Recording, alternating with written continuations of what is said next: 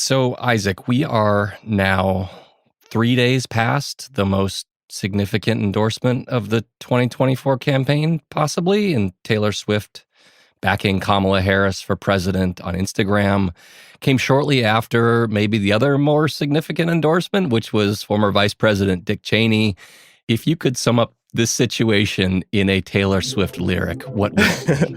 Look what he made them do. Welcome to the Campaign Moment. I'm Aaron Blake, senior political reporter at The Washington Post and writer of the Campaign Moment newsletter. It's Friday, September 13th. And today I'm joined by Isaac Arnsdorf, who covers former President Donald Trump and the MAGA movement for The Post. Hey, Isaac. Hey, thanks for having me.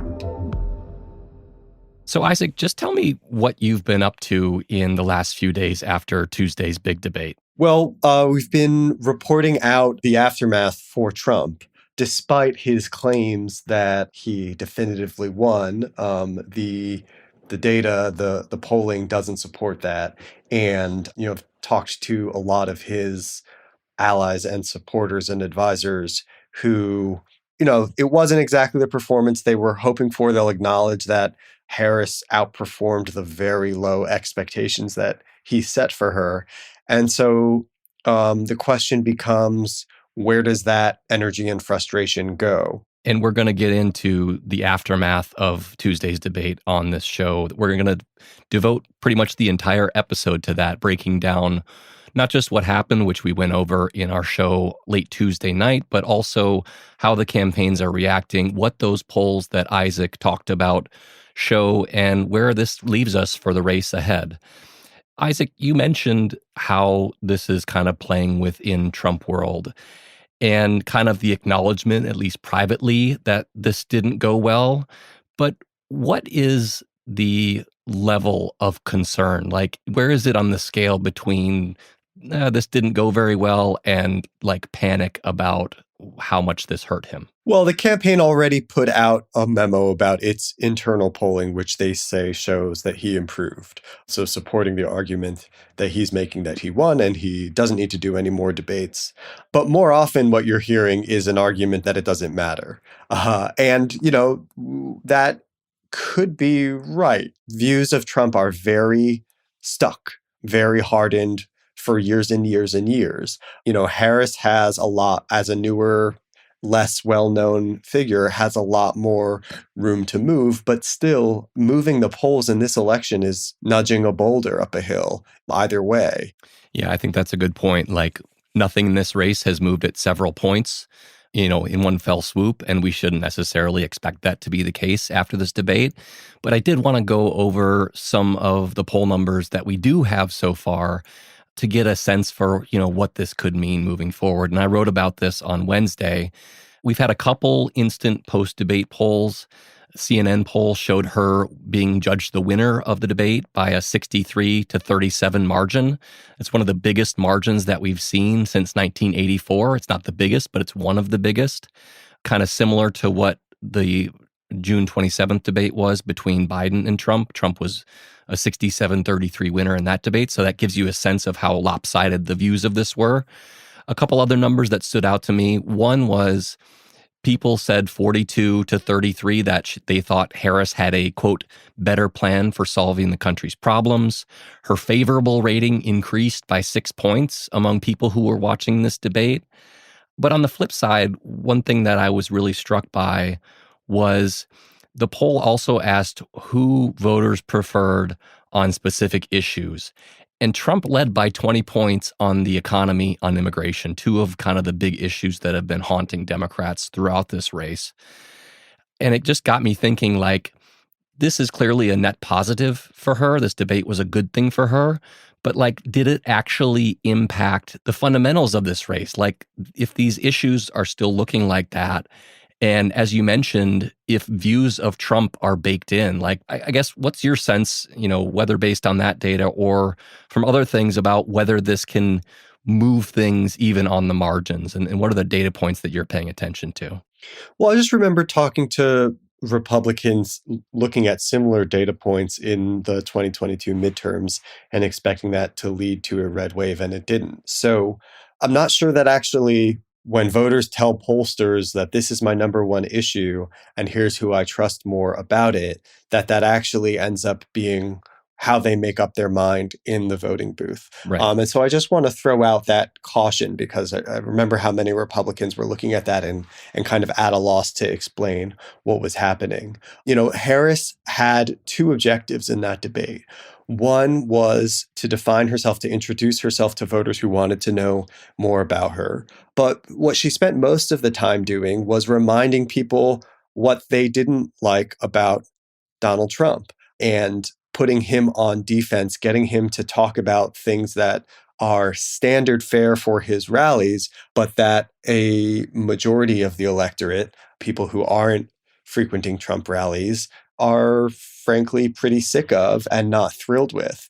And he basically went for that every single time. And that made up both most of the time in the debate itself, if you were watching, but also most of the clips that were circulating after, the headlines that came out after it. And now we're starting to see the first ads that are being cut using the debate material. And that's really the value of the moment like this is, it's not just the 67 million people who watched it live, but it's the way that it defines the storyline coming out of it and produces this kind of fresh feeling of what's going on in the race that sets news coverage and ads and the conversation for days or maybe even weeks.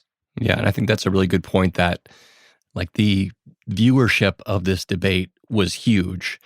And I think that we often kind of forget how little people are paying attention to a campaign, even in August, even during the party conventions that usually take place in July and August.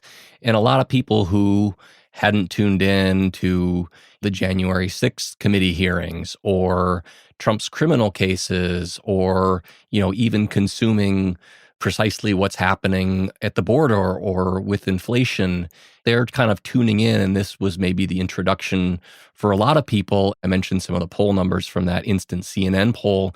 The other one that really struck me was it asked voters whether the debate changed their minds or caused them to reconsider. And the number of Trump supporters who said this caused them to reconsider their vote, at the very least, was twice the number for Harris. It was near 1/4 of Trump supporters. Isaac, since you are so in tune with what the Trump campaign is doing, I also wanted to get into this controversy about right-wing activist and influencer Laura Loomer being around Trump in the last few days. She got off the plane before Tuesday's debate. She's been traveling with him to a 9/11 event, even though she once suggested 9/11 was an inside job. This is somebody who's called herself a proud Islamophobe. She's hailed the deaths of 2,000 migrants in the Mediterranean Sea and said that she wished there were 2,000 more. Just this last week, she talked about how Kamala Harris, who's Indian American, would make the White House, quote, smell like curry, and White House speeches will be facilitated via a call center. This is stuff that is out there, even by the standards of the Republican Party today. And I wondered how much people inside the Trump campaign are concerned about this. Well, the opinion that matters is Trump's, and he likes Loomer. He likes that she's out there fighting for him. He likes that she's either broken or amplified a lot of stories that he's latched onto and have become talking points for him himself. And he also doesn't mind that there are people on his staff who might disagree, who think that she's not the best influence on him for the voters who are going to decide the election. So that's sort of an embodiment of the tension that you saw on the debate stage between, what the poll tested messages on the issues that favor Republicans that his professional advisors were hoping that he would discuss, and the things that Trump really cares about and can't help but emphasize when he's given the opportunity. And that's what Laura Loomer kind of reinforces. It's one thing to be traveling around with people like that and the appearance that it creates, the potential political liabilities that it creates to just be seen with somebody like that. But also I've seen reported over the years that the people that are around him matter when it comes to what comes out of his mouth. Everybody wants to be the last person in the room with him before he does something, because the things that he winds up doing reflect their priorities. And that's why we saw a whole lot of internal jousting within his White House over access to him in the Oval Office. And I wondered, from your reporting, how much of a factor is that? How much of a factor is the fact that Laura Loomer was on that plane leading to the things that we saw at the debate? Yeah, that's very true in the sense of, you can often, and sometimes it's like a fun reporting exercise to draw that direct line between what went up on some fringe website to then how that ended up getting amplified by Trump in a speech or a rally. I just think it's important that Trump is a grown former president, and it shouldn't be a diffusion of responsibility to people around him. Like, he wants this. He's responsible for the things that he's consuming and repeating. And those people have access to him because he wants that information, affirms the world as he would like it to be. And, he seeks it out and he rewards it. That's why it happens. Right.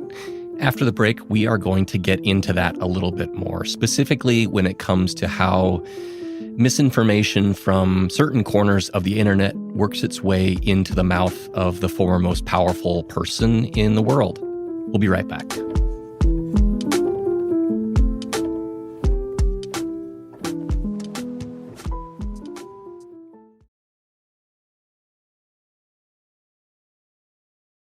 So, Isaac, before we get into the story that everyone is talking and memeing about, let's talk about the debates and whether there will be any future debates. The news on Thursday, in a long post on Truth Social, Donald Trump concluded by saying, in all caps, there will be no third debate.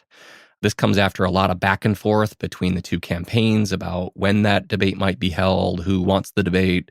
Trump's campaign had previously said they wanted to do a September 25th debate with NBC, and then Trump kind of threw cold water on it.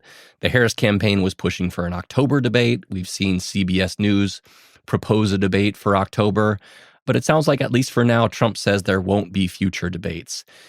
The two questions I have, Isaac, are, should we take that at face value? And why wouldn't his campaign want another debate? Well, we can take it as face value, as in that was the answer on Thursday, and as of Thursday, but subject to change to the extent that he sees it in his interest. He did say no to primary debates and stuck with it the whole time, and he could do that because he was winning. It becomes harder to refuse when you're losing and you need something to shake up the race. It also, if you're Trump, becomes harder to refuse when the Democrats are specifically trying to goad you and provoke you and calling you a chicken and saying that he's afraid. And we'll see. I mean, if the conditions change, his position could change. I think it's a bargaining position for now. Yeah, for sure. And I think we even saw before this debate that it can be a bargaining position. He said at one point, after Kamala Harris got into the race, that he would do a Fox News debate or he would do nothing. And then just a few days later, he was proposing a bunch of debates as it became clear that Harris had gained a lot on him in the polls. Isaac, let's now get into that story that is on the tongues of everybody on social media. It seems there are memes everywhere. And this is, of course, the story that Donald Trump broached at Tuesday's debate about Haitian migrants in Springfield, Ohio, stealing people's pet cats and pet dogs and eating them. This is a city that has seen a huge influx of Haitians in recent years. I should emphasize that these Haitians are not undocumented immigrants, despite how Republicans have been talking about this.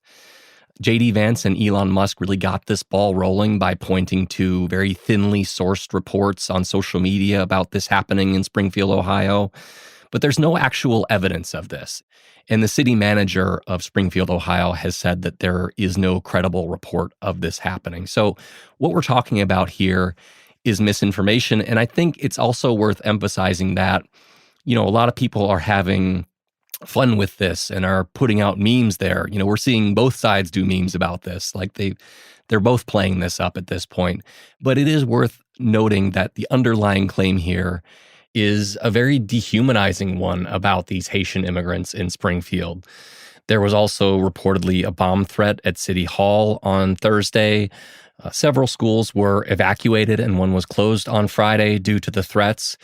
People were already reportedly keeping their kids home from school in response to this. And we've also seen the parents of a child who was killed in an accident with a Haitian driver who has pled with Republicans to stop using his son as something of a political pawn in his view. So there are very serious undercurrents here, and I think we shouldn't lose sight of that. But the thing I keep thinking about, Isaac, and I hope you can provide some insight on this, is how much is this Trump hearing something and then going with it? And how much of this is actually a strategy of using this misinformation? Like, do they think they're going to get something out of this? Even before bringing the dogs and cats into it, one of the first things that Trump brought up at the debate was the equally unsubstantiated claim that he's been using for a long time to vilify and dehumanize immigrants and portray them as dangerous. This claim that they're being directly emptied out from, he says, prisons and insane asylums. The through line here is this dehumanizing language about immigrants, which, started the day that Trump launched his 2016 campaign. And that's the well he constantly goes back to. And it's both something that Trump is doing to win the election, but also to establish a foundation for actions that he's promising to take if he does win as president. Instead of talking about building a wall now, he's much more often talking about a mass militarized deportation operation of millions of people in this country.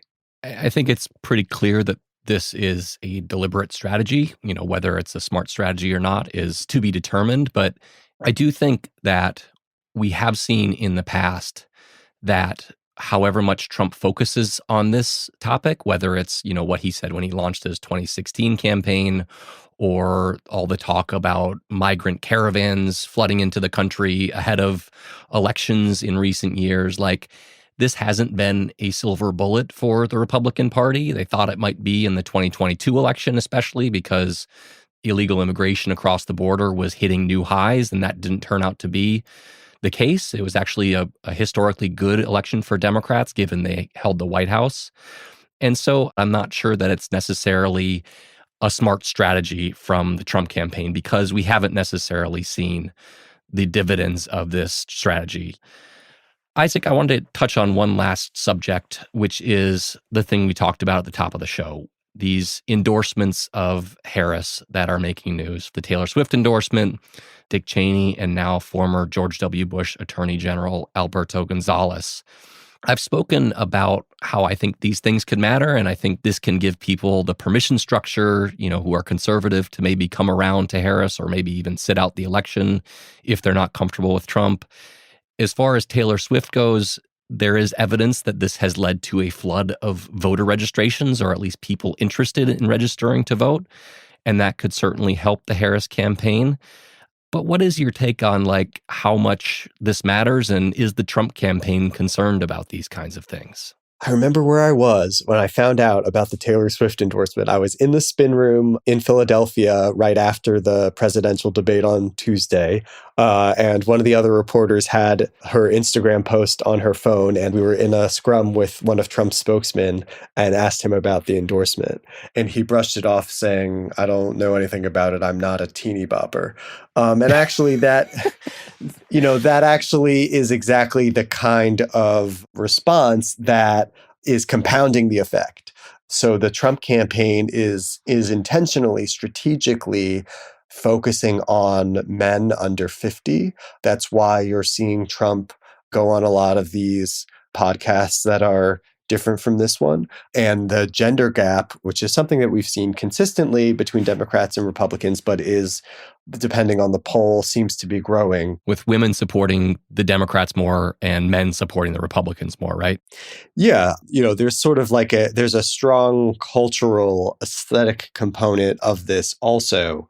And I know a lot of Republican allies of Trump are concerned about what he and the campaign are doing that's making their life harder with women. Nikki Haley in particular has kind of been on TV waving her arms saying, hi, I'm a prominent Republican woman surrogate. Put me in, coach. Yeah, and that's certainly something that we're going to be focused on a lot on this podcast over the next 2 months, I would imagine. But we're going to have to leave it there for today. Thank you so much for joining us, Isaac. Always happy to do it. Isaac Arnsdorf covers former President Trump and the MAGA movement for The Washington Post. And I'm Aaron Blake, senior political reporter.